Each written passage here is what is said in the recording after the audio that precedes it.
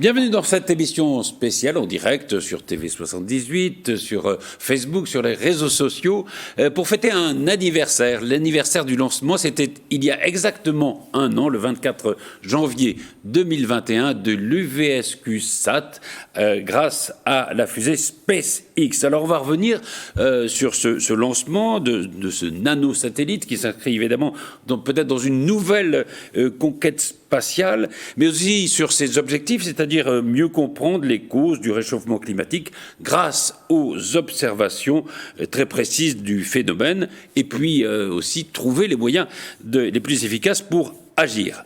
On va évoquer aussi les perspectives ouvertes par ce lancement dans les années qui viennent, et peut-être annoncer le lancement d'un futur nanosatellite. Ça devrait se passer dans un an. On va en parler avec vous, Philippe Keshkut. Bonjour. Bonjour Baptiste.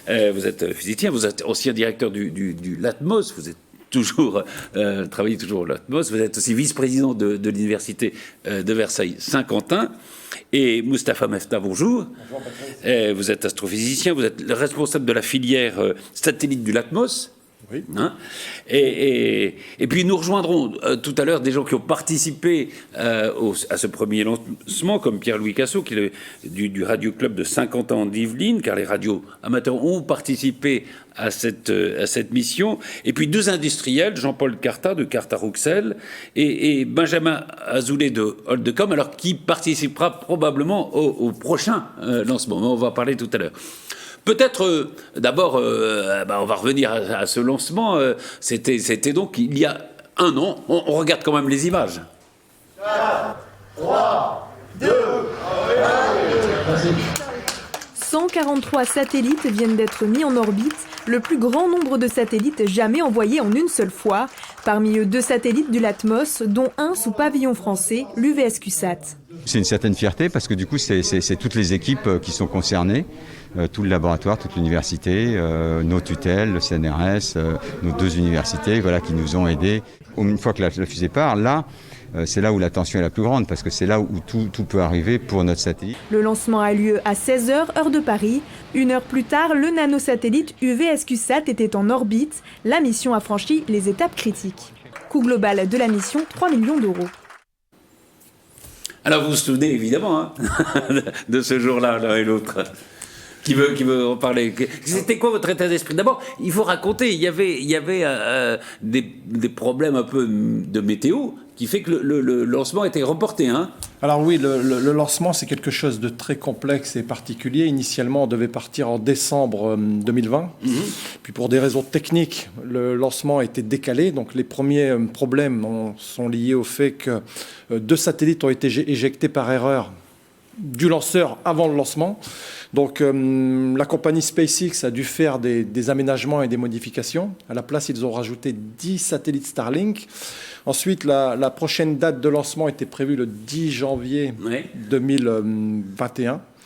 Et pour des raisons météo, on a eu un décalage une première fois, une deuxième fois, et une troisième fois pour partir un 24 janvier 2021. Et c'est très stressant. Hein. Très stressant. Oui, alors c'était la fusée SpaceX, et alors qui comportait évidemment beaucoup d'autres satellites. Hein.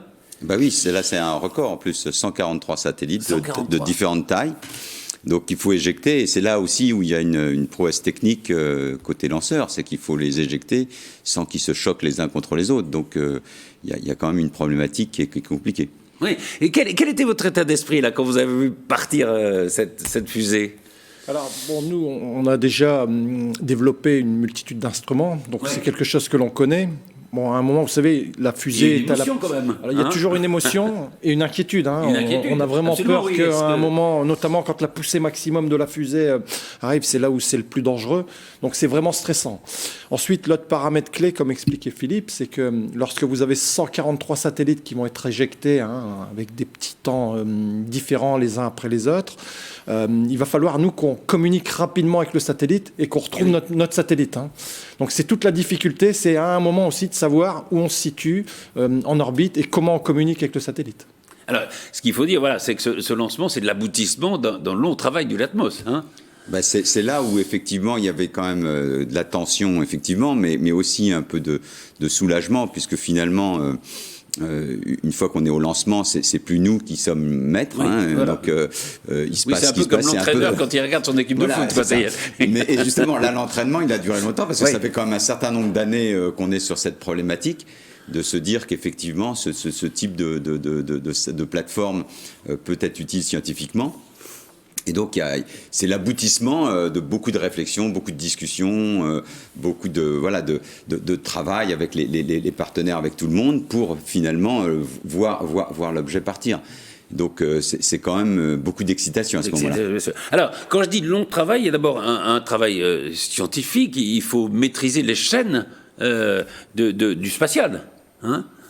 Alors, comment ça se passe? Voilà, oui, alors là, la particularité aussi, c'est que dans notre cas de figure, on démarre avec une feuille blanche. Oui. C'est-à-dire il faut pousser une idée. Donc ce qui nous intéresse, évidemment, c'est de mesurer des variables climatiques essentielles, parce que de notre côté, on considère que les activités humaines sont directement responsables du réchauffement climatique. Alors ce qu'on appelle par activité humaine sont les gaz à effet de serre, qui sont, elles, liées par tout ce qui est associé à la combustion d'énergie fossile, et aussi l'usage des terres et la déforestation. Donc l'objectif initial pour nous, c'est de faire de la recherche, pas forcément de fabriquer un satellite. Et on va s'intéresser notamment aussi à la mesure de la réflexion des sols, l'albédo, les poussières. Ça, c'est clé vis-à-vis de nos objectifs scientifiques. Et dans la préparation, donc ensuite, on converge vers la réalisation donc, d'un premier satellite de A à Z, où on va développer toutes les chaînes. C'est-à-dire que là où on a fait quelque chose de très bien. Voilà, hein. Exactement, on a une vue, une maquette du satellite qui a été mis en orbite. On a développé toutes les chaînes de A à Z, toutes les réalisations. Une seule brique nous manque à présent, c'est la mise en orbite d'un satellite. Oui, c'est ça. Oui. Donc c'est là d'où l'appel à SpaceX, notamment. D'où l'appel à une société ou une entreprise qui nous permet de mettre en orbite un satellite. Oui. Quand est-ce que ça a été décidé, cette mission, enfin, et combien de temps ça a pris au fond? C'est toujours difficile, hein. On va dire que ça germait dans nos têtes depuis un certain temps. On va dire que ça a pris 10 ans, quoi. 10 ans, parce que, disons que 10 ans de manière concrète où le premier projet est sorti. Il s'appelait Serbe, le premier projet, si je me souviens bien. Et après, il a fallu convaincre les uns les autres et trouver le moyen de le faire. Alors, en fait... On a eu beaucoup de difficultés à trouver et à convaincre au début. Donc, il y a un moment donné, on a dit il faut qu'on se jette à l'eau et qu'on y aille. Et donc, voilà, c'est comme ça que ça peut commencer. Oui, parce qu'il y a un travail scientifique, il y a aussi un travail économique. Enfin, faut le financement, faut des aides, et ça, c'est un gros boulot, quoi. Parce que c'est vrai que parfois, peut-être, on peut se demander mais pourquoi des universitaires veulent lancer un satellite, hein. Il y a eu cette interrogation, je suppose. Alors, il y a cette interrogation, mais en fait, cette interrogation, elle est facile à répondre au départ, parce que la première question, c'est celle que Mustapha a donnée, c'est que scientifiquement, il y a des besoins d'observer la Terre. Et on y reviendra après. Notre vraie question était comment l'on fait pour l'observer avec un temps de revisite plus grand, parce que les phénomènes bougent beaucoup. Là, on le voit, on a un grand volcan au Katonga qui est en train d'exploser. On a besoin tous les jours d'informations, où en est le nuage, où ça jusqu'à quelle altitude c'est parti. Donc on prend toutes les données. Donc il y a déjà beaucoup de choses qui existent dans l'espace. Mais c'est vrai qu'on aime bien avoir la même variable revue plusieurs fois. Et là, il faut des constellations de satellites. Donc du coup, la démarche de petits satellites venait aussi en lien avec la problématique de constellation. Donc la question scientifique, elle était assez claire pour nous. Bien évidemment, après, on est universitaire, donc on a aussi une demande des étudiants de se former aussi, et donc de se former aussi aux technologies de demain et aux dispositifs de demain. Donc c'est là aussi où on a mis en place des formations ad hoc pour permettre aux étudiants de nous rejoindre sur ces projets.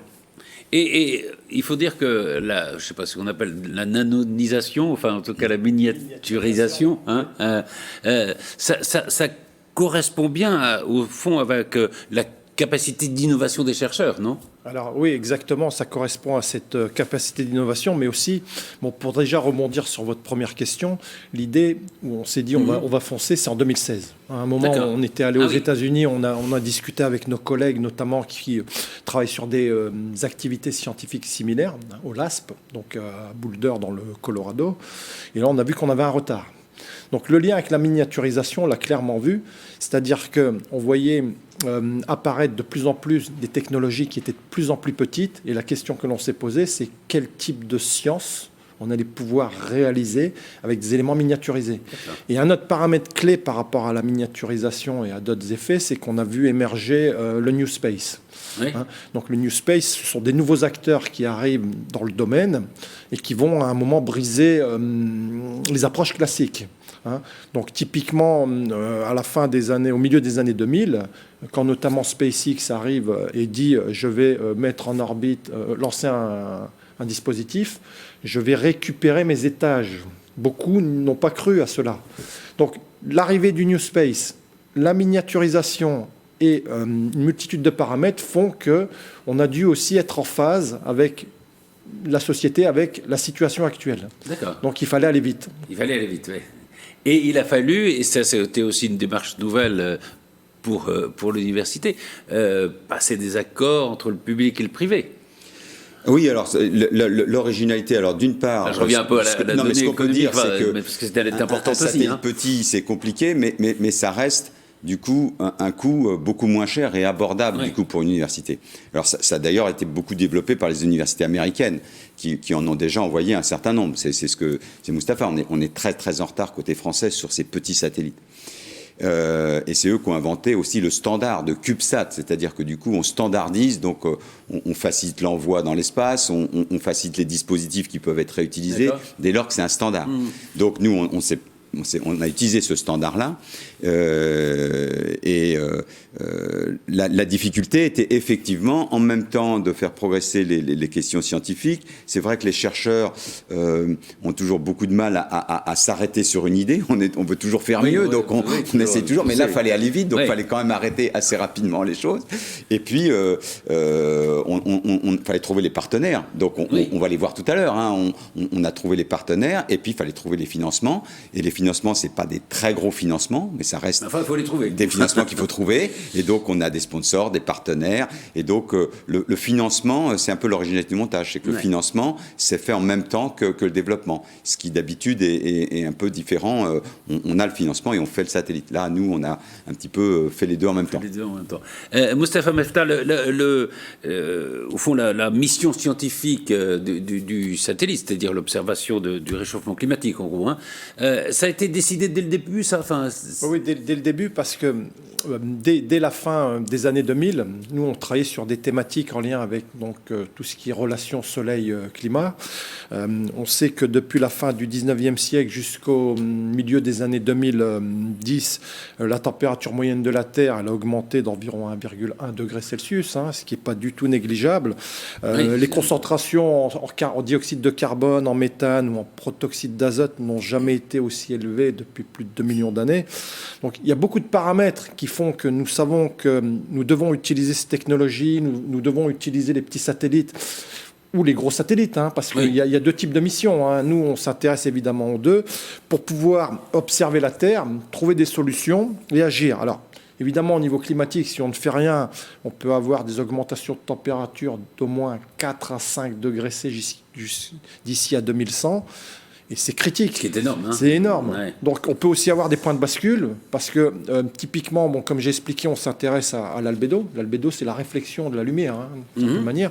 Et donc on peut avoir une modification de la structure des sols aussi. On observe de la déforestation. Donc tous ces paramètres font que nous sommes en sursis.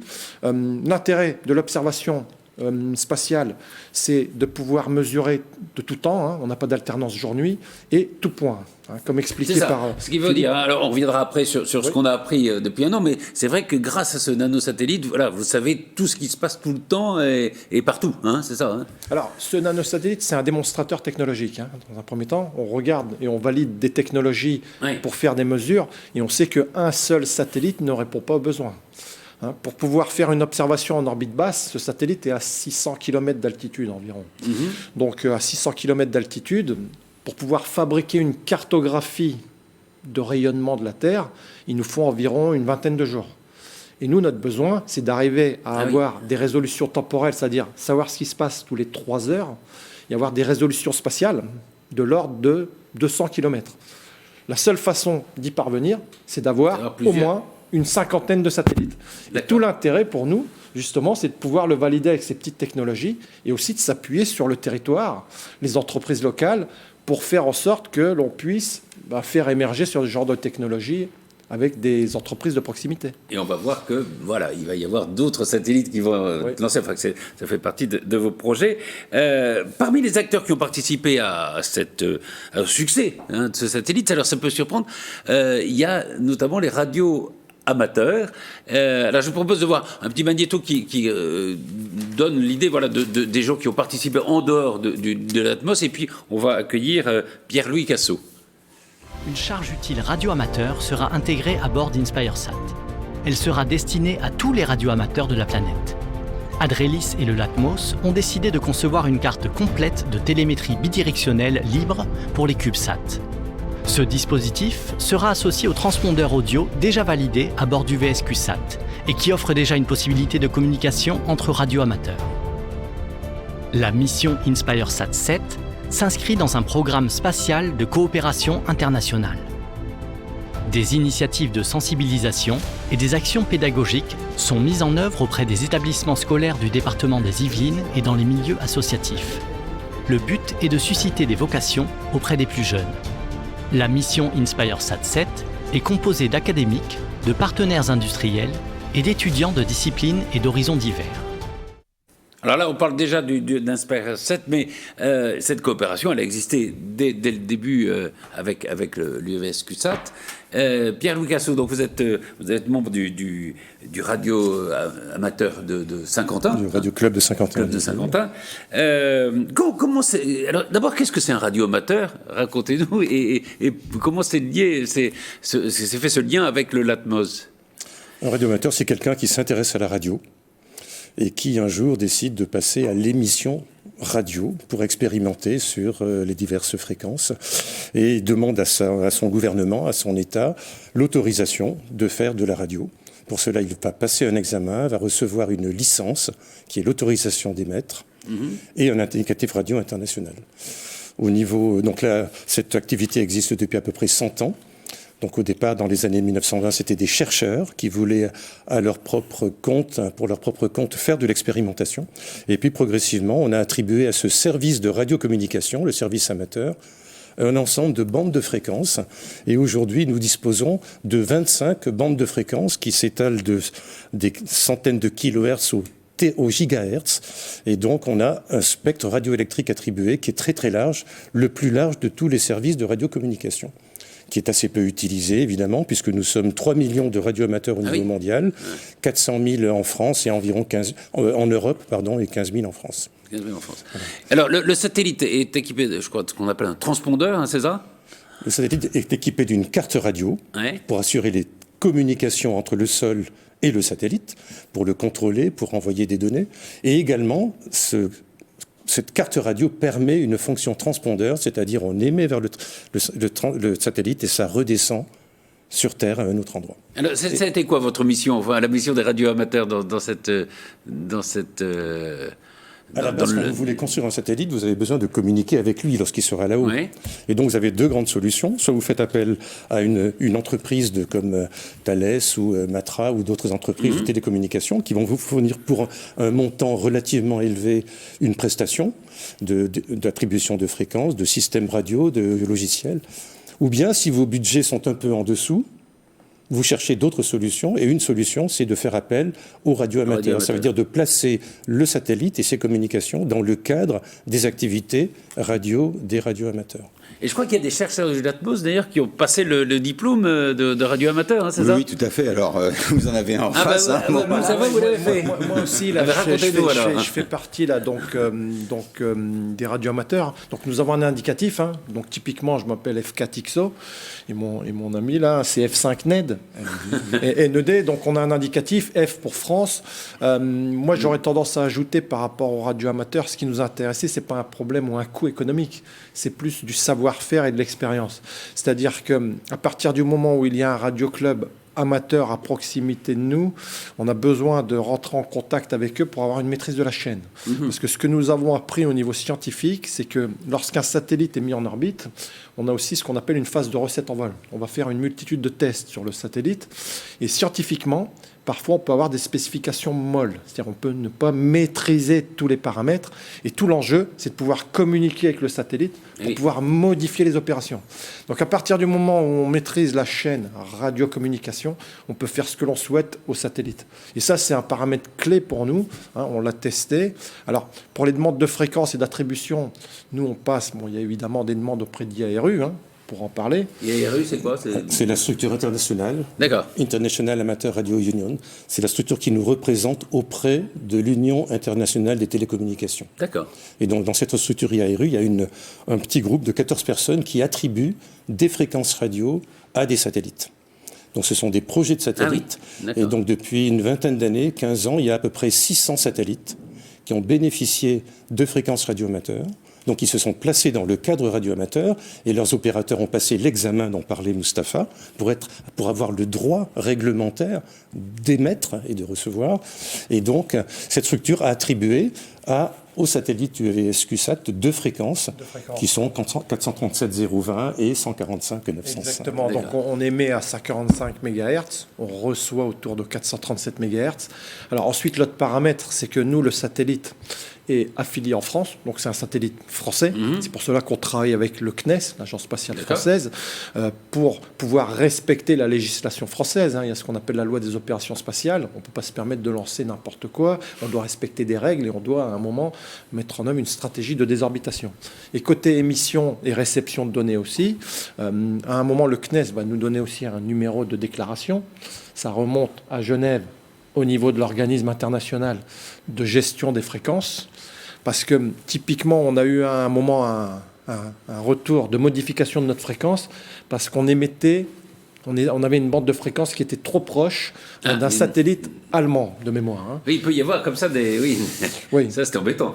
Oui, c'est très embêtant. Alors, on a aussi discuté avec nos amis radioamateurs. Ouais. Voilà. Et donc, je voudrais ajouter que, en fait, les radioamateurs, ça fait donc plusieurs décennies qu'ils s'intéressent aux satellites. Et donc, dans chaque pays, il y a une structure radio-amateur qui s'appelle AMSAT, A-M-S-A-T. Et donc, il y a AMSAT France, AMSAT Allemagne, AMSAT UK, etc.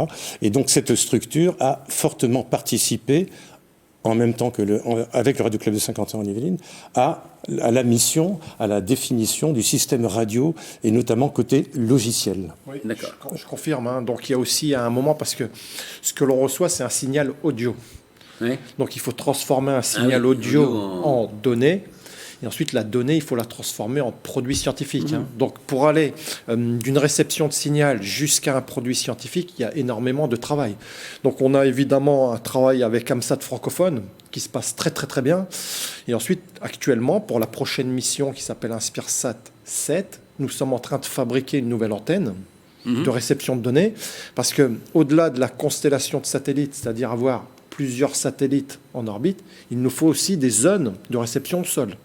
Et là, il y a une particularité, c'est que la France est présente sur 5 continents. Donc, ça nous permet de disposer potentiellement de lieux géographiques pour pouvoir installer des antennes et faire de la réception de données multiples. Absolument. C'est quand même une... Pardon. Je voulais juste rajouter un point, parce que effectivement, la collaboration avec les radioamateurs est aussi... Il y a aussi un côté très intéressant, c'est le côté pédagogique. C'est-à-dire que c'est un monde qui est quand même très ouvert. Et donc, du coup, ça permet aussi, et on le voit là maintenant dans le nouveau master, on a des intervenants du Radio Club pour justement apprendre, puisqu'il faut passer des licences. Donc, c'est pas de l'approximatif. Il y a vraiment des choses à comprendre et à connaître. Et donc, ce côté pédagogique est aussi très intéressant pour nos étudiants. Et de travailler sur ces fréquences-là. C'est quand même une magnifique aventure, je suppose, pour les radioamateurs. Absolument, et chacun progresse dans la connaissance et apporte ses techniques, ses connaissances scientifiques. Il y a eu combien? Plusieurs dizaines de radioamateurs qui ont participé à l'expérience, non? Une dizaine à peu près, au Radio Club, oui, et puis avec donc AMSAT francophone. Donc c'est un projet intéressant à la fois technique, technologique, scientifique, les orbites, les fréquences, les distances, les débits de communication. C'est un projet passionnant. Et nous espérons participer évidemment au prochain. Alors ça, on peut dire qu'a priori ils seront là. Alors la réponse c'est oui, évidemment, hein, parce qu'au-delà du fait qu'on travaille avec eux, il y a aussi le côté amateur. Oui. Donc il y a le côté, il y a le côté plaisir aussi. Moi j'ajouterais juste qu'on a récupéré plus de 7 millions de trams avec le satellite actuellement en orbite, qui est quand même une pleine réussite. Hein. Quand on regarde historiquement par rapport au nombre de petits satellites qui ont été mis en orbite, donc on a réussi quelque chose qu'on peut dire aujourd'hui d'exceptionnel. Alors, il y a aussi une part de réussite. Hein. Faut pas non plus. Et concernant la réception des données, ce sont tous les radioamateurs dans le monde qui récupèrent les données. Donc, au-delà des clubs français ou francophones, nous avons aussi le support des radioamateurs dans le monde entier. Dans le monde entier, oui, ça c'est vrai. Il faut être très, très fort en maths pour devenir radioamateur. Alors, on dit que l'examen, en France, qui est un peu difficile, c'est le niveau de première en physique. D'accord. Voilà, donc c'est acceptable, mais le niveau est assez élevé. Dans d'autres pays, il y a plusieurs niveaux. Il y a une licence novice très facile à avoir et d'autres niveaux. Et voilà. Mais donc c'est quand même de la physique, et évidemment des mathématiques. Ok. Merci beaucoup, Pierre-Louis Cassoret. Restez avec nous. On va aborder maintenant les enjeux scientifiques et on va recevoir Jean-Paul Cartat de Cartat Rouxel. On regarde d'abord les enjeux scientifiques. Merci beaucoup, Pierre-Louis Cassoret. Et voilà, vivement la deuxième mission. Absolument. Rubik's Cube, UVSQ-SAT est doté d'une multitude de capteurs, hérités des progrès technologiques de la miniaturisation, pour mesurer les 3 termes du bilan radiatif de la Terre. Le rayonnement solaire arrivant sur la Terre, le rayonnement solaire réfléchi par la Terre et le rayonnement infrarouge émis par la Terre. Ce petit concentré de technologie de pointe permet ainsi de recueillir des informations importantes sur le bilan radiatif de la Terre, à savoir l'énergie qu'elle gagne et qu'elle perd, notamment à l'échelle régionale.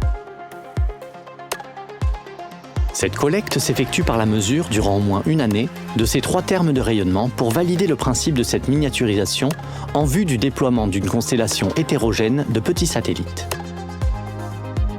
D'autre part, la mission réalise également des mesures très délicates du rayonnement solaire dans le domaine de l'ultraviolet, dont la variabilité impacte directement l'ozone et la température dans la moyenne atmosphère de la Terre et pourrait ainsi influencer la météorologie de la basse atmosphère à l'échelle régionale. Enfin, cette mission permet de tester un dispositif médical de prévention de la santé des astronautes par le biais du programme Teachware. Ce dernier doit permettre à terme de préserver leur santé avec des outils de diagnostic et d'aide à la décision en situation complexe durant des missions de longue durée, par exemple vers Mars. UVSQ-SAT est ainsi le premier laboratoire de vol de ce capteur, placé sous la responsabilité de la société Cartat Rouxel et piloté par le LATMOS grâce à son savoir-faire spatial. Alors, Teachware, c'est vous, Jean-Paul Cartat, bonjour. Bonjour. Vous êtes le président de Cartat Rouxel, qui est une entreprise de mécanique de précision.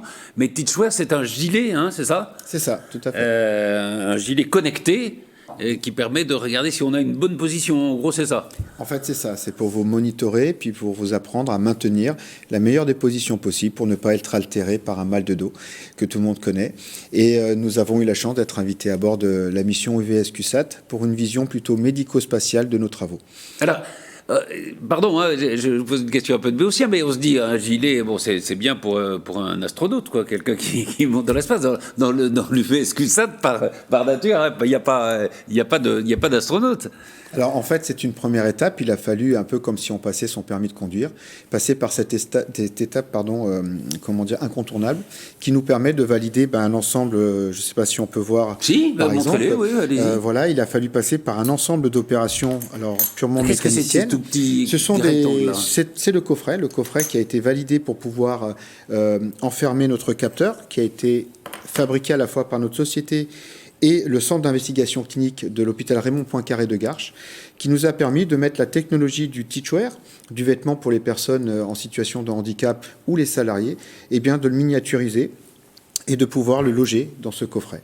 Ah d'accord. Voilà. C'est un petit coffret. C'est juste ça, quoi. C'est juste ça. Incroyable. Et pendant 1 an, et bien voilà, aujourd'hui nous fêtons nos 1 an. Nous avons donc validé à la fois notre concept, puisqu'il fonctionne, il donne de la donnée sauvage, et en plus, il a validé l'ensemble des matériaux utilisés, ce qui fait que maintenant, je vais pouvoir envisager, grâce à mes partenaires, aller sur une étape suivante, qui est celle de, poursuivre l'aventure avec les spationautes de demain, vers des voyages beaucoup plus longs, et leur assurer un maintien dorsal et peut-être d'autres choses en plus pour leur santé. Le Teachware, il existe déjà ? Alors le Teachware est en train d'être développé au sein du laboratoire d'études en mécatronique et mobilité qui est au sein de l'UVSQ, qui est aussi notre grand partenaire. Et c'est un projet qui est validé par l'Agence nationale de la recherche sur un LabCom entre nous, entreprises privées, et institutionnelles, publiques. Et donc nous arrivons à mener des projets aussi fous que celui-ci et qui aujourd'hui nous amènent à cette petite réussite dont on est très fiers. Et ça va servir, alors vous le disiez, aux gens qui vont partir dans l'espace, mais ça peut servir à tout le monde, ça peut servir aux personnes handicapées aussi, je crois. Tout à fait. En fait, nous nous servons de ce levier qui est le monde spatial pour pouvoir justement faire des retombées terrestres, parce qu'on oublie souvent que tout ce qui est fait dans l'espace n'est pas fait que pour prendre de belles photos, c'est fait pour des bilans radiatifs, mais il y a sur le plan de la recherche, il y a d'innombrables données qui sont recueillies sur Terre et qui permettent de faire avancer la médecine, la technologie, la mécanique. Et donc voilà comment une petite structure yvelinoise aujourd'hui est en train de monter en puissance sur ce domaine-là. Donc c'est important pour une entreprise comme vous. C'est très important, ça a été une aventure extraordinaire. On nous a laissé 18 mois pour devenir spécialiste d'un lancement. Quand on est entouré des gens comme le Latmos et l'UVSQ, c'est un vrai plaisir, même s'il y a beaucoup de contraintes. C'est un milieu dans lequel on ne peut pas faire n'importe quoi. Ça oblige aussi une société comme la nôtre à se remettre en question et à aborder l'avenir avec de nouvelles questions. Et puis les équipes s'y sont totalement investies. L'hôpital de Garches, qui est aujourd'hui notre plus grand partenaire, est aujourd'hui avec nous à la tête de nombreux projets dont vous entendrez parler dans quelques mois. Philippe Excut, c'est justement une des particularités de cette mission, c'est cette coopération entre le public et le privé. Oui, tout à fait, oui. C'est un point qui est important et on le voit bien. C'est vrai que les scientifiques sont souvent à la pointe de ces initiatives, mais aujourd'hui, on voit bien que le besoin sociétal fait qu'il faut travailler sur la convergence. Alors, convergence de deux façons. La convergence, d'une part, de partage des outils, puisqu'on voit bien que finalement, un outil peut servir à la recherche pure de l'atmosphère, mais à d'autres domaines. Et là, on parle effectivement d'un domaine qui est encore recherche aussi, mais même s'il a plein d'applications. Donc, on voit qu'il y a une convergence. Et puis après, la convergence, elle est aussi, on l'a dit, financière, et les outils peuvent être partagés. Donc, là, il y a un aspect économique de la recherche qui fait qu'on ne finance pas la recherche d'un côté, puis une recherche appliquée de l'autre. On cherche à trouver comment on peut trouver des synergies qui vont nous permettre de baisser les coûts de tout ce qu'on fait et du coup de multiplier les expériences et les capacités de tests et d'emport. Il y a eu d'autres entreprises comme Carter... Pardon, vous vouliez... Non, je voulais juste rajouter, si vous permettez, que c'est aussi une affaire de territoire. C'est aussi comment s'accaparer des technologies que l'on pensait pas forcément être à notre portée.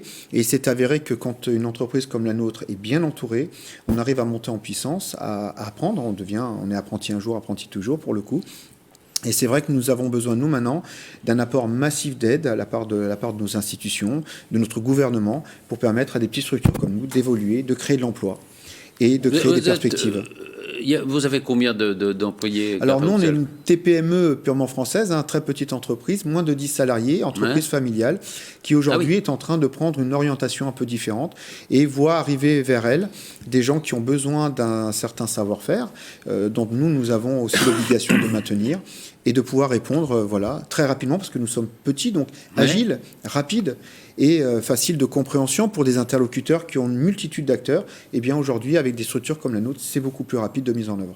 Et là, pardon. Oui, moi pour répondre à votre question là, concernant les industriels, donc évidemment, on a travaillé avec Jean-Paul Carter. Oui, nous avons d'autres industriels, d'autres entreprises. On favorise évidemment toutes les entreprises qui sont de proximité dans le territoire. On est toujours dans cette crise sanitaire. Et l'avantage de la stratégie que nous avons mise en place, c'est que comme nous étions dans des circuits courts, nous n'avons pas été trop bloqués. Donc on s'est retrouvé dans une solution qui est très intéressante à ce niveau-là. Un autre point qui est important, moi que je tiens à soulever, c'est que le New Space révolutionne le monde spatial aujourd'hui. L'espace fait rêver. Il fait aussi rêver, je pense, les investisseurs. Tout à fait. Et donc on a besoin, nous, d'être avec eux et de trouver des solutions. Alors typiquement pour ce capteur de santé, vous allez vous dire pourquoi on a mis ce capteur de santé dans le satellite. Eh ben, on va l'utiliser en application duale. Donc les besoins de Jean-Paul ont été clairement exprimés, mais nous on l'a utilisé différemment. La première chose, c'était de qualifier en orbite ce composant, de le valider, de le spatialiser, le mot. Mais nous derrière, ce qu'on fait avec aussi, c'est que quand vous prenez par exemple un satellite qui est en orbite, Il nous manque une brique actuellement. C'est de maîtriser l'attitude du satellite. Typiquement, si mon ami Philippe est le Soleil, je dois pouvoir pointer vers le Soleil. Donc il y a une brique de pointage d'un satellite. Donc l'intérêt pour nous, vis-à-vis de ce capteur, c'est de l'utiliser en application duale et de s'en servir comme dispositif de pointage. D'accord. Ah oui. C'était une grande surprise. Ça, c'est quelque chose qui a très très bien fonctionné en orbite. Vous dites dual, ça veut dire que c'est un 2 en 1, quoi, en gros. C'est un 2 en 1. Et ça, il y a ça deux fonctionne très bien. Ouais. Donc il a une double utilité. Tout à fait. C'est incroyable. C'était c'est une grande génial. surprise, une grande fierté. Et puis, ça nous a permis aussi de se projeter avec beaucoup plus d'affirmation dans notre volonté de nous orienter vers le spatial, puisque nous nous sommes aperçus que non seulement nous répondions aux exigences de notre laboratoire, et en plus, nous avions cette perspective qui s'ouvre à nous de pouvoir maintenir notre collaboration avec l'UVSQ et le LATMOS pour de futures missions. Je tenais juste aussi à remercier bon nombre d'écoles qui nous ont aidés, notamment sur des petites maquettes. Il y a eu vraiment, si vous voulez, sur tout le territoire d'Île-de-France, on peut le dire, il y a eu une implication qui allait au-delà de la volonté d'un chef et de chefs d'entreprise. On a eu des responsables d'écoles qui nous ont aidés, d'universités, d'IUT, même de collèges qui ont pris ça à leur compte. Donc voilà, ça a été une aventure qui dépasse largement le cadre de ce que l'on pouvait espérer. Carta-Roussel, c'est installé où, le siège? Alors nous sommes à Gargenville, donc nous sommes vraiment sur l'ouest parisien et nous sommes pas loin des Mureaux, qui est aussi... c'est un endroit où nous y avons aussi nos laboratoires et c'est aussi la capitale européenne, on peut le dire, du spatial, hein, puisque voilà, j'ai été formé à l'âge de 15 ans à l'aérospatiale, donc toujours ce lien. Et il y a l'IUT aussi. Et l'IUT de Mantes. L'IUT de Mantes, voilà, qui, bien sûr, qui dépend de l'UVSQ, où on a une formation aussi mécatronique et spatiale. La licence a été créée, d'ailleurs, la LP Simis, qui est donc là-bas. Donc c'est aussi une grande fierté que notre territoire, l'ouest parisien, est toujours un peu vu, vous savez, un peu trop cutéreux pour les Parisiens, je me permets, mais voilà. Bien là, on a pu montrer que ce territoire avait une grande perspective. Un territoire d'innovation assez fort, quand même. Oui, tout à fait. Ne serait-ce que les Yvelines, c'est vrai. Hein, oui, tout à fait. Quand vous dites, vous avez 10 salariés, vous aimeriez grandir? Alors, nous aimerions grandir, mais grandir aujourd'hui est très compliqué par la conjoncture et tout ça. Et nous avons aussi un défi à relever, c'est celui de la perte des compétences. Ce sont des métiers qui ont été fortement abandonnés pendant 30 ans. Et aujourd'hui, on a du mal à trouver des gens qualifiés. Et alors que ce sont des métiers qui offrent de très belles perspectives pour les salariés, les jeunes. Donc, on aimerait redorer un peu le blason, je dirais, de ces métiers nobles. Et on travaille beaucoup avec les universités, avec la Chambre de commerce et d'industrie et d'autres acteurs importants du territoire pour redorer le blason. Il ne faut pas oublier que l'Ouest parisien était un territoire très riche, hein, l'automobile, le spatial. Et donc, depuis 30 ans, on a bien vu ce détricotage industriel. Et aujourd'hui, c'est un vrai problème pour nous, pour trouver des salariés avec des qualifications. Un vrai problème. Hein, c'est important de le dire, ça. Parce que, voilà. Merci beaucoup, Jean-Paul Carta. On va aborder maintenant l'avenir et on va recevoir Benjamin Azoulay, qui est un autre industriel qui va participer à cette mission. Et l'avenir, il s'appelle InspireSat 7. Imaginé par des chercheurs du CNRS, InspireSat 7 est un nanosatellite français principalement dédié à l'observation de la Terre. Ce nouveau programme spatial s'inscrit dans la continuité de la mission UVSQ-SAT. Le développement, le lancement et la gestion en orbite d'un nanosatellite par l'équipe du LATMOS, membre à part entière de l'OVSQ et de son université de rattachement, représente l'aboutissement d'un long processus porté par une vision qui remonte à plus d'une vingtaine d'années. Les premiers résultats scientifiques obtenus avec le démonstrateur UVSQ-SAT montrent l'intérêt de mettre en œuvre une constellation d'une centaine de petits satellites dédiés à l'étude du climat. Porté par le New Space et respectueux du traité de l'espace de 1967, ce projet de constellation de satellites ayant pour vocation l'étude de l'environnement global de la Terre et du climat devient possible. Si rien n'est fait pour limiter les émissions de gaz à effet de serre, le réchauffement climatique pourrait atteindre plus 6 degrés Celsius d'ici à la fin du siècle, ce qui entraînerait des conséquences désastreuses pour les espèces et les écosystèmes. Il est plus que nécessaire de développer de réelles stratégies de lutte contre les émissions de CO2 et d'adaptation au dérèglement climatique. Surveiller la Terre depuis l'espace fait aussi partie de la solution.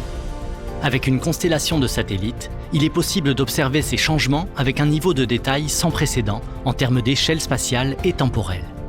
InspireSat 7 cherchera aussi à mettre en orbite le premier module LiFi à bord d'un CubeSat. OLEDCom et le Latmos souhaitent ainsi démontrer que la communication sans fil basée sur la lumière est une alternative crédible aux harnais de cuivre traditionnels. Que ce soit d'un point de vue de la masse ou de l'ingénierie, le LiFi offre des perspectives intéressantes pour les applications spatiales de demain. Alors, on va parler de cette InspireSat 7, mais on accueille Benjamin Azoulay. Vous êtes donc le président d'OLEDCom, entreprise spécialisée dans le LiFi. Alors, on en a parlé un petit peu. Le LiFi, c'est la communication sans fil, hein, c'est ça ? C'est ça, c'est la communication sans fil qui utilise de la lumière, c'est-à-dire des photons pour communiquer au lieu d'utiliser des radiofréquences. Alors, ça a beaucoup d'intérêt en matière de sécurité notamment, puisque la lumière ne va pas traverser les murs. Donc, dans certaines applications extrêmement sensibles en matière de cybersécurité, le LiFi est très intéressant. Notamment, toutes les applications où les ondes radiofréquences sont interdites, nous, on a une solution. Alors, ce qui s'est passé avec le LiFi, c'est qu'il y a 2 ans, le CNES nous a contactés pour faire un premier prototype pour remplacer du câble à l'intérieur de la fusée Ariane. C'est comme ça que notre histoire a commencé. Et on s'est posé la question, comment faire pour prouver que notre technologie puisse voler ? Et c'est là que Inspire 7 est arrivé. Voilà. D'accord. Ah oui, c'était cette question-là. OLEDCom, vous êtes le siège est où ? Alors, nous sommes à Vélizy. Nous sommes une société qui est issue d'un laboratoire universitaire de l'UVSQ. Ah, okay. Donc, c'est tout naturellement que nous avions des appétences particulières avec le monde universitaire et académique. Moustapha, pourquoi c'est important cette coopération dans Inspire 7 donc, ce qui est important déjà, c'est qu'on reste connecté avec les industriels. Donc, vous avez vu que sur la précédente mission, on avait travaillé avec la société Carter-Ruxel.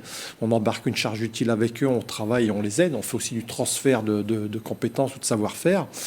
Là, on réalise la même chose vis-à-vis des solutions sans fil. On a trouvé que la charge utile d'OLEDCom était intéressante, hein, parce qu'on a plusieurs propositions de plusieurs industriels. On a trouvé que ce qu'ils nous proposaient, c'était vraiment le plus intéressant. Donc on a souhaité les embarquer, travailler avec eux, parce que dans les satellites, et notamment les petits satellites, il y a énormément de harnais électriques. Oui. Ça introduit de la masse, ça alourdit les systèmes, ça complexifie les intégrations. Donc on pense qu'il y a un potentiel économique. Et comme je vous ai expliqué, on est dans une stratégie de New Space. On doit aussi donner la chance aux petites entreprises et aux moyennes entreprises pour qu'elles puissent démontrer des choses. Parce que, en gros, les idées d'aujourd'hui, demain, elles seront mises en place et on pense que OLEDCom et cette technologie... Oui, ça sera naturel presque. Ça a un bel avenir. C'est un bel avenir. J'aurais tendance à dire. Là, c'est pas juste une question, Benjamin Azoulay. Bon, là, il y a évidemment cette expérimentation dans l'espace avec les satellites, mais dans la vie de tous les jours, le LiFi, c'est déjà utilisé Oui, c'est déjà utilisé par les armées, notamment. Ouais. C'est le sans fil de manière ultra sécurisée. D'accord. Les armées n'ont souvent pas le droit d'utiliser de Wi-Fi. Vous savez qu'il faut 17 secondes pour hacker un Wi-Fi, donc c'est pas du tout suffisamment sécurisé. Donc, quand on veut avoir du sans fil, parce que le filaire apporte énormément de contraintes, impacte l'environnement de façon assez lourde, nous, on a une solution pour eux. On a également... Mais des entreprises peuvent s'équiper. Bien sûr, des entreprises qui ont une certaine sensibilité à la cybersécurité. On a également équipé des écoles. Ah oui. On a commencé à équiper des crèches, des écoles maternelles. Nous étions au salon Educatech. Beaucoup de départements, de collectivités territoriales qui sont intéressés par la solution. Là, c'est plus pour l'aspect sans ondes, puisque vous savez qu'en France, on n'a pas le droit d'exposer des enfants de moins de 3 ans aux ondes radiofréquences dans les lieux publics. Voilà. Alors, revenons-en à InspireSat 7. En principe, le lancement, c'est quoi ? C'est 2023 ? 2023, en principe, voilà, tout à fait. Et là, on espère effectivement... alors, le nouveau satellite, là, il a 2 fonctions. Il a d'une part démontré le vol en constellation. Ouais. Et donc, on espère pouvoir avoir les 2 satellites pour montrer ce que apportent 2 satellites par rapport à un seul, et donc peut-être demain une constellation encore plus grande. Et une constellation, ça veut dire jusqu'à combien de satellites Après, tout dépend de ce qu'on est capable de faire. Hein. On dirait que l'idéal est entre 10 et 100. Oui, peut-être que Moustapha me corrigera. Alors, les constellations, industriel existe déjà parce qu'on voit apparaître une privatisation de l'espace. Donc si vous regardez par exemple SpaceX avec sa constellation Starlink, vous avez plus de 2000 satellites. Vous prenez OneWeb, c'est pareil. Donc le privé est présent. Hein. Donc au niveau scientifique ou au niveau de la recherche, il y a des intérêts. Et vis-à-vis d'Inspiresat 7, évidemment, c'est de pouvoir valider 2 satellites en orbite pour voir comment on diagonalise l'information scientifique. Alors il y a un autre paramètre aussi, c'est qu'on a mis une modification avec un nouvel industriel qui est impliqué avec nous dans la mission. Mais dans Inspiresat 7, on va aussi s'intéresser à autre chose, c'est à la ionosphère. C'est-à-dire ? Alors, la ionosphère, on peut peut-être leur expliquer, Philippe, rapidement. Oui, alors c'est vrai que c'est une région qui est assez haute. Hein. On a une atmosphère assez homogène, qui diminue, mais assez homogène jusqu'à 80-100 km. Et puis au-dessus, on a une atmosphère qui continue, mais qui est beaucoup plus diffuse et un peu différente, avec de la physique assez différente, mais qui reste quand même très très importante pour notre atmosphère, justement pour ces questions aussi de transfert d'ondes radio, et puis de tout ce qui vient de l'extérieur. C'est là où on a le champ magnétique aussi qui nous protège. Donc il se passe beaucoup de choses, hein, les aurores boréales, etc. Donc ça fait quand même partie de l'atmosphère.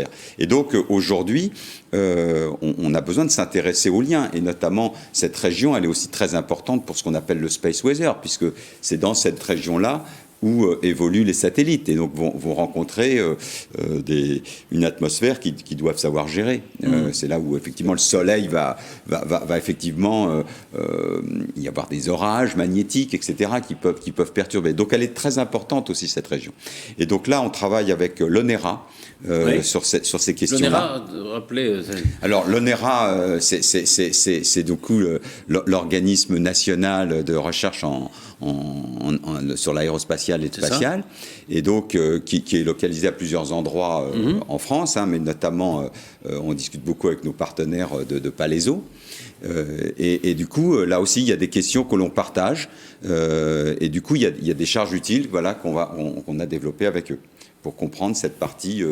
Et du coup, ce qui nous intéresse aussi, c'est de comprendre ce lien entre la ionosphère et ce qu'on appelle la moyenne atmosphère, qui nous concerne le plus, et de savoir effectivement comment... Et l'influence sur le climat. Et du coup, l'influence sur le climat, éventuellement. Oui, il y a l'influence sur le climat, mais il y a aussi le lien avec la propagation des ondes, notamment dans l'atmosphère. Et ça, c'est fondamental, parce que si on a une perte de communication de satellite, on a besoin de mieux comprendre ces propagations. Alors, mon collègue a parlé de space weather, mais pour le grand public, c'est la météorologie de l'espace. Ouais. Une de nos inquiétudes, c'est typiquement, on peut avoir des orages, des éjections de masse coronale d'origine solaire, et ça peut perturber énormément les satellites. Donc, comme nous sommes dans un monde hyper technologique, avec une multitude de satellites en orbite, avec beaucoup de satellites, si jamais on perd ces satellites, c'est très problématique pour nous en termes de communication. Oui, il faut savoir pouvoir les récupérer, enfin savoir où ils sont. Et... anticiper les effets pour pouvoir arrêter ou couper les satellites, mais on a besoin d'informations. Donc l'enjeu et l'observation spatiale, c'est quelque chose de clé dans la vie de tous les jours et pour nos affaires. Pour vous, le premier satellite, c'était UVSQ-SAT. Là, ça s'appelle INSPIRE. INSPIRE, c'est un consortium.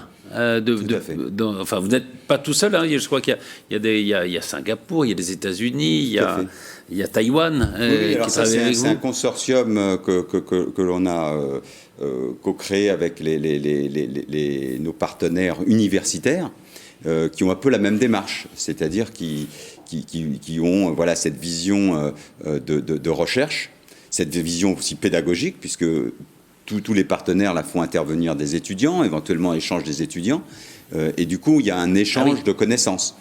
Et donc InspireSat 7, c'est le 7e dans la pile de ceux qu'on a partagés avec eux.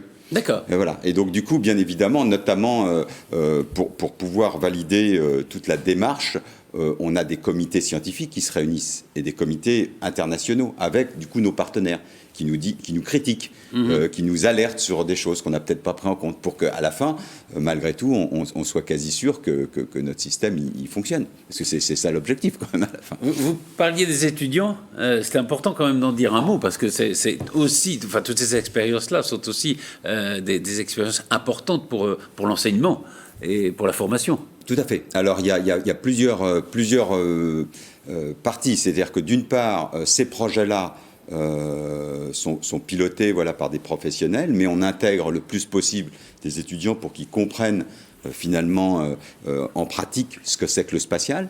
Et ces projets qui se font assez rapidement par rapport, je dirais, à des projets plus traditionnels et plus importants, permettent vraiment une intervention des étudiants. Et puis après, on a également la formation initiale, c'est-à-dire qu'on en a parlé tout à l'heure, mise en place d'une licence pro, qui permet effectivement mécatronique et spatiale pour ceux qui travaillent sur la mécatronique de voir comment on l'applique au spatial. Et puis il y a un nouveau master qui se fait dans le cadre de Paris-Saclay, qui s'appelle le Master New Space, pour les nouvelles applications. Alors là, l'idée, c'est effectivement de voir l'ensemble de la chaîne, du concept à la réception de données, pour bien identifier où sont les enjeux et les problèmes, pour avoir une vision un peu transverse. Donc c'est un peu une nouvelle formation qui devrait amener effectivement, d'une part, de fournir des étudiants aux sociétés qui se mettent à ces nouveaux concepts, et puis éventuellement certains à la recherche aussi. Et vous sentez une sorte d'appétence comme ça chez les étudiants pour l'espace, pour la recherche spatiale? C'est clair, c'est ce qu'a dit Mustapha, c'est un domaine qui attire énormément. Quand même, voilà, et du coup, qui peut amener à autre chose, parce que les gens peuvent se former sur cette technologie-là, et puis après partir sur on l'a bien vu, sur des aspects de télécom, sur des aspects de transfert de données, sur des aspects après techno qui peut s'être appliqué à la voiture. Aujourd'hui, il y a beaucoup de convergence dans beaucoup de domaines. Donc du coup, l'idée c'est d'être actif, proactif, pouvoir effectivement évoluer d'un milieu à un autre.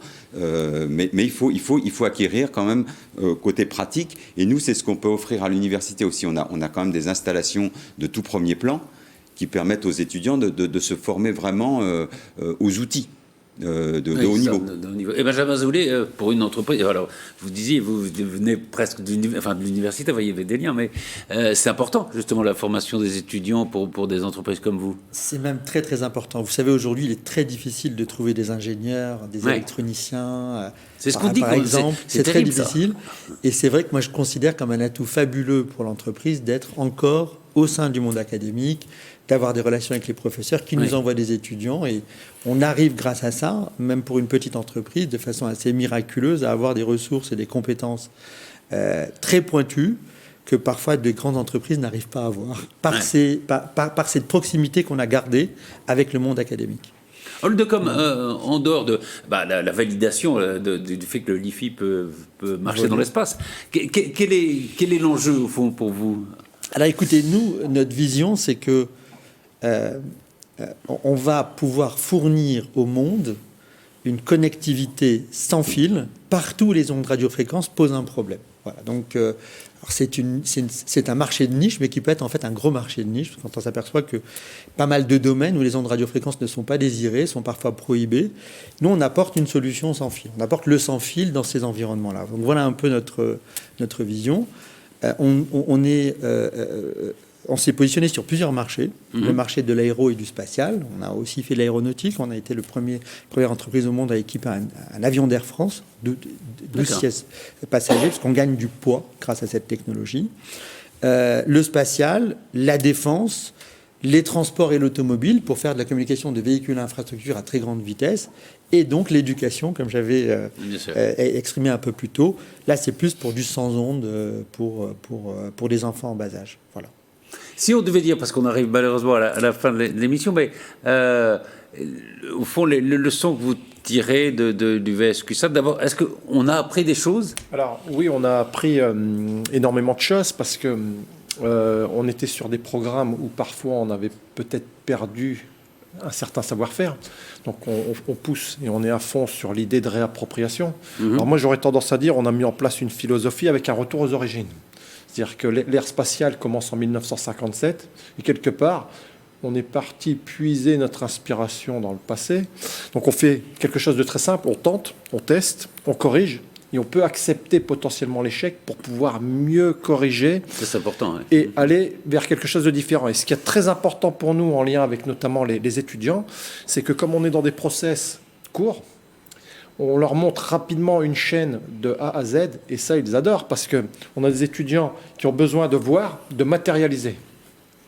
Et comme l'enseignement, a besoin aussi de ces outils, on a un outil concret, visuel, et ça les passionne complètement. Oui, c'est ça. Voilà. On est dans le concret. On est dans le... Et un mot sur l'espace, au fond, on voit qu'il y a la cohabitation de deux choses. Il y a des vols habités qui repartent, et puis il y a ces nanosatellites, presque, j'allais dire, cette démocratisation de l'espace, je ne sais pas si on peut appeler ça comme ça. Cette cohabitation, elle est importante ? Oui, comme je le disais, c'est une question de convergence et de travailler tous ensemble. Aujourd'hui, on voit bien, la recherche doit s'appuyer. La recherche, bien évidemment, aujourd'hui, on arrive à faire sortir de l'université un certain nombre de technologies. L'OLEDcom et la démonstration. Mais on a encore beaucoup de mal à travailler au quotidien avec les entreprises. Ah oui. Et donc, là, il y a un espace à inventer. Vous l'avez inventé. On est en train de toucher du doigt le fait de, au quotidien, avoir d'une part les entreprises qui font les applications et puis la recherche qui s'appuie sur les outils, parce qu'on a besoin des mêmes outils pour faire la recherche fondamentale. Et puis tout ça, pour les étudiants aussi. On peut les former, les générations futures qui puissent se frotter aux nouvelles technologies. Merci infiniment. D'abord, je pense qu'on aura l'occasion de se revoir avant le lancement d'Inspire-Sat 7. Bravo, parce que c'est quand même une magnifique réussite pour le LATMOS, pour l'UASQ, pour le territoire, pour les entreprises. Et voilà, puis on croise les doigts pour l'avenir. Merci infiniment. Merci à vous. Merci.